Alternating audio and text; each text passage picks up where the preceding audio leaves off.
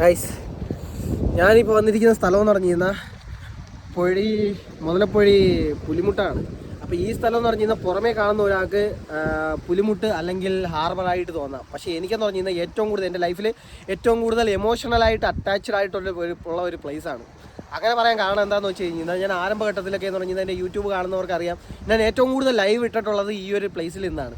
അതിന് കാരണം എന്താണെന്നറിയോ? ഞാൻ എപ്പോഴൊക്കെ നല്ല വിഷമത്തിലിരിക്കുന്ന അല്ലെങ്കിൽ എപ്പോഴൊക്കെ ഡൗണായി ഫീൽ ആവുന്ന ആ സമയത്തൊക്കെ എന്ന് പറഞ്ഞാൽ ഇവിടെ വന്നിരിക്കുമ്പോൾ ഇവിടെ നിന്ന് ആ കാണുന്ന കാഴ്ചകളെല്ലാം എന്ന് പറഞ്ഞു കഴിഞ്ഞാൽ എൻ്റെ മൈൻഡ് ഡിസ്ട്രാക്ട് ചെയ്യും. ആക്ച്വലി ഞാൻ ഇവിടെ എന്തോ ഒരു വിഷമത്തിലാണ് വന്നത്. ഇപ്പോൾ ആ വിഷമം എന്താണെന്ന് ആലോചിച്ചിരിക്കേണ്ട അവസ്ഥയായി. ഇതാണോ ഡിപ്രഷൻ? ഒന്നും അറിയാൻ വയ്യ. സത്യം പറഞ്ഞു ചെയ്താൽ ഞാൻ എന്തിനാണ് ഇപ്പോൾ ഡിപ്രഷൻ അടിച്ചിരിക്കുന്നതെന്ന് അറിയാൻ വയ്യ.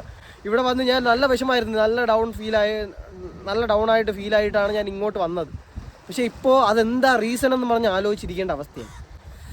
എൻ്റെ കർത്താവേ, ഇനിയിപ്പോൾ ഞാൻ അത് എങ്ങനെ ആലോചിച്ച് തീർക്കുമെന്നും പറഞ്ഞ് ആലോചനയാണ് ഇരിക്കുന്നത്. ഇനിയിപ്പോൾ ഈ ഒരു വെയിലത്ത് ഇവിടെ ഇരിക്കാൻ വേണ്ടി വട്ടോട്ടാന്ന് ചോദിച്ചു കഴിഞ്ഞ് ചെയ്താൽ സത്യം പറഞ്ഞു കഴിഞ്ഞാൽ വട്ടായി പോയി ഗൈസ്.